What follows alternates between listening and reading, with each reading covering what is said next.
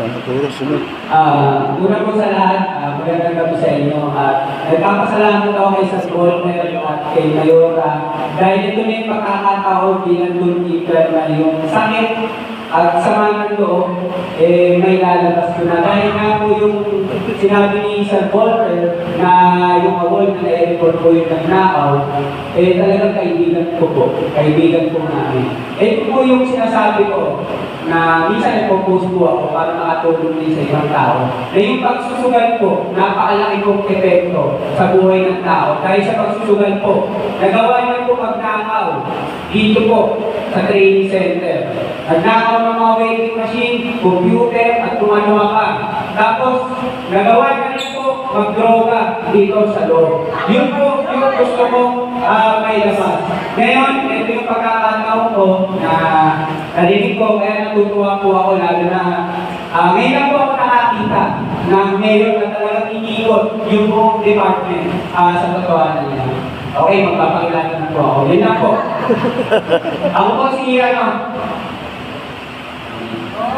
Ako po si Jerome Bago de los Reyes, 40 years old, nakatira po ako dito sa Lambaking Sentro. Sa bungad lang po, toolkeeper po ako dito. 15 years in service na po ako. Sorry po, kasi nung kaya po naging 15 years, 2010, naging kagawad po ako dito. Bali, ito pong TESDA, hindi pa po talaga TESDA, dumudun na ako dito kasi naging, yung sa umawag ng mga ako. 23 years old po ako, yung time na yun. Pero, kay Cap Romy de los Reyes po. Okay natin, kaso ngayon wala na po siya. Tapos yun nga, naging ako. Tapos kinuha po ako ni Mayor Tito dito. Kaya nga, ang bigat sa kalooban, kinuha ko ni Mayor Tito. Pero nagawa ko pa rin po i-report yung pamangkin niya. Pero nagsaka, pamangkin po mismo ni Mayor Tito. Ray Anthony Castor. Kaya napakabigat po talaga ng kalooban ko. Mayora, kaya hindi po namin na-report kay Mayor HL. Hindi po namin na-report kay Mayor HL. Kasi po medyo may sila ng panahon.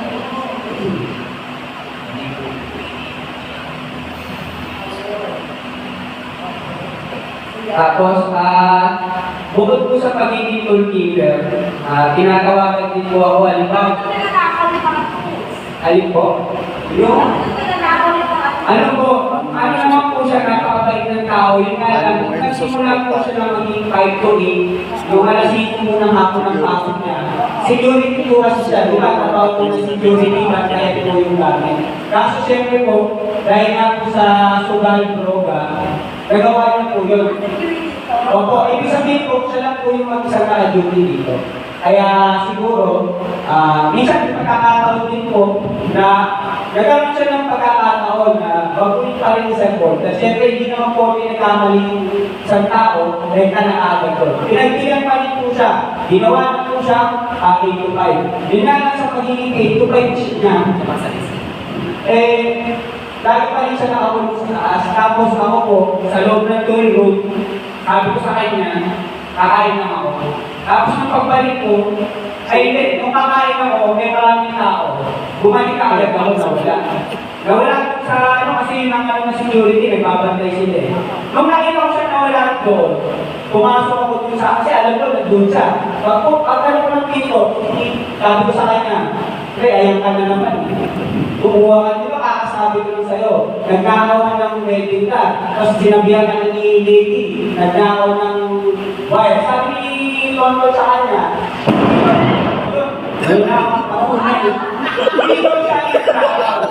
hindi daw siya Bata pa. Kaya na yun. Siguro ano po siya, 30. 30. Hindi, nasa 40 si Tonton. Bata pa yun. Sa...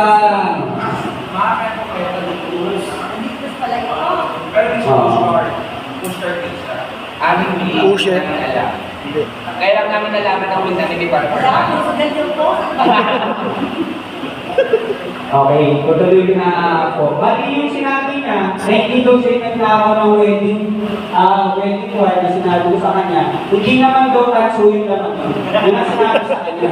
Kaya tapos, ito pa, may hawak siyang holder na sinika ko na siya. Minsan nandun siya doon sa akin, may butas po doon. Nakasisig doon yung mga ilang beses ko na siya sinika. Yun nga lang, ang sa akin naman po, pero lang kung naliyaw ko ang tamo. Baka meron po siyang sakit sa pag-iisip ko. Ayaw naman din magbiglang. Naugali na kasi baka mamaya meron siyang problema sa pag-iisip na kailangan po natin solusyonan at gamutin.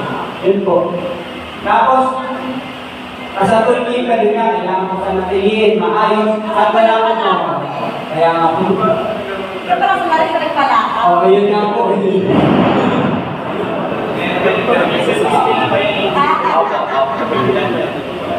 Tapos, bukod po sa akin, magiging security din po ako kung wala sila, ako yung duty. Kung sakaling may kalamitan po, lagi po ako nandun para tumulong kahit wala po kami bayan. Nandun po kami sa Philip po. Philip. Pag may mga kalamitan po, Volunteers. volunteer po, lagi po kami nandun. Tatang ba namili kami? Saan? Araw, alas 6 dito, umaga. Ano sila? Kami dalawa yung natira. Sila natulog muna para papalit sa amin. Tapos isa rin po ako sa personal service po ni Rhea Miranda. Kaya ang ibig ko sabihin, kaya ako po binanggit di ba po, 85 po ako ng keeper. Aalis po ako dito, yung susi, iniiwan ko po dun sa guardia na sige nga, inom na ako po ng gabi. Ibig sabihin po, nagkaroon po ako ng kapabayaan dahil na hindi ko po siya nabantayan at nanakawan niyo po yung loob ng tulad ng wedding card, tumuyo natin sa estado. Tapos nagre-reklamo sa akin yung Raymond, pinakita sa akin yung balat ng ano daw, ng wire, wala na. Nakita rin ang Raymond, sinabi naman sa akin. Sinanso talaga, pinibenta. Kaya ngayon, nagpapasalamat ako kasi nga, ilang buwan na akong hindi makakatulog dahil yan.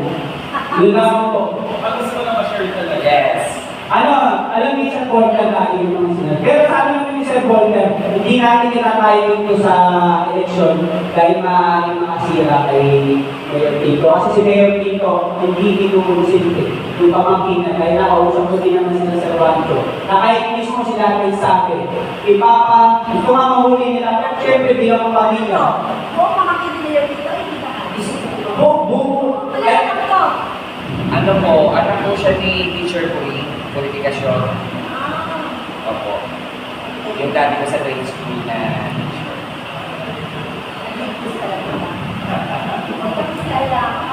Sige po.